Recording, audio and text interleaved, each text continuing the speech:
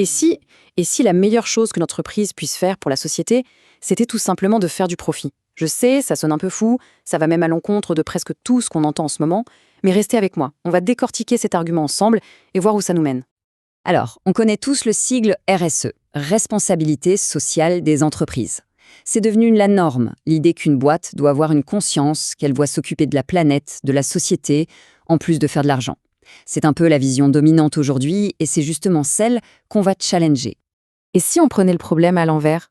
Si le profit, loin d'être un gros mot, était en réalité la preuve ultime qu'une entreprise remplit bien son rôle social? C'est une perspective assez radicale et c'est ça qu'on va explorer. Pour comprendre cette idée, il faut d'abord changer de lunettes. Il faut arrêter de voir le profit comme quelque chose que l'entreprise prend à la société et commencer à le voir comme un signal qui nous dit quelque chose de très important. En fait, la logique est étonnamment simple. Tout part d'un échange libre et volontaire.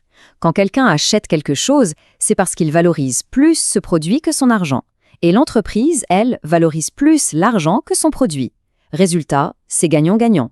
Le profit, ce n'est donc que la somme de tous ces petits moments gagnant-gagnant. Donc, logiquement, un profit énorme, ça voudrait dire quoi? Ça voudrait dire qu'on a rendu un service énorme à énormément de gens. D'accord, donc le profit est un signal de service. Mais qui est l'arbitre dans cette histoire? Qui décide si un service a vraiment de la valeur? Eh bien, l'économiste Ludwig von Mises avait une réponse très claire. Il disait, en gros, que les patrons peuvent avoir toutes les stratégies du monde, mais à la fin de la journée, le vrai boss, c'est le client. C'est lui qui décide. Le marché, c'est une sorte de démocratie permanente où chaque euro dépensé est un bulletin de vote. Et ça, c'est vraiment le cœur de l'argument. Le succès d'une entreprise n'est pas une idée abstraite. C'est quelque chose de très concret, de mesurable, et c'est le reflet direct de ce que les gens veulent vraiment. Une boîte ne peut pas survivre si elle ne répond pas aux désirs de ses clients. Attention aux petites nuances, mais elle est capitale. L'entreprise, elle, est responsable de fournir un produit qui fonctionne, qui est utile. Par contre, elle n'est pas responsable de ce que le client en fait. C'est le client qui décide comment il va utiliser le produit. La responsabilité de l'usage, elle, change de camp au moment de l'achat. Là, je sens venir à la grande question, l'objection ultime, et la pollution et les dommages causés aux autres. C'est une question essentielle, alors allons-y. Oui, c'est la question qui fâche. Si une usine pollue une rivière pour faire des profits, comment on gère ça? Est-ce que ce système a une faille béante? C'est là qu'on voit deux mondes s'affronter.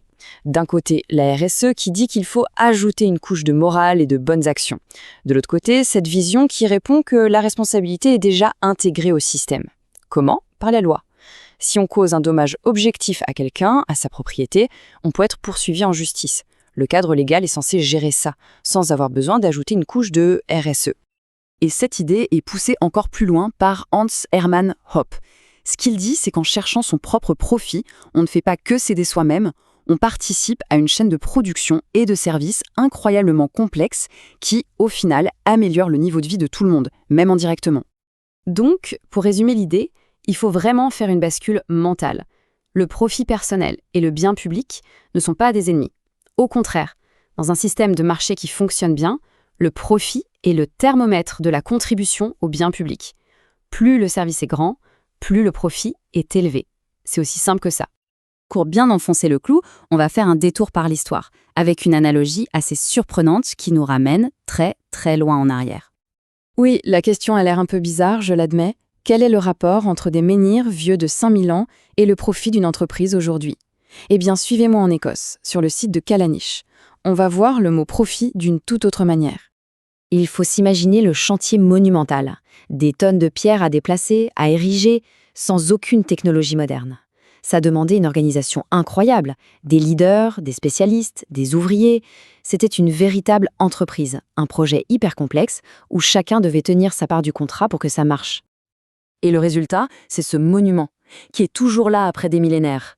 C'est ça leur profit. Ce n'est pas de l'argent, bien sûr, c'est la preuve physique, durable de leur succès collectif.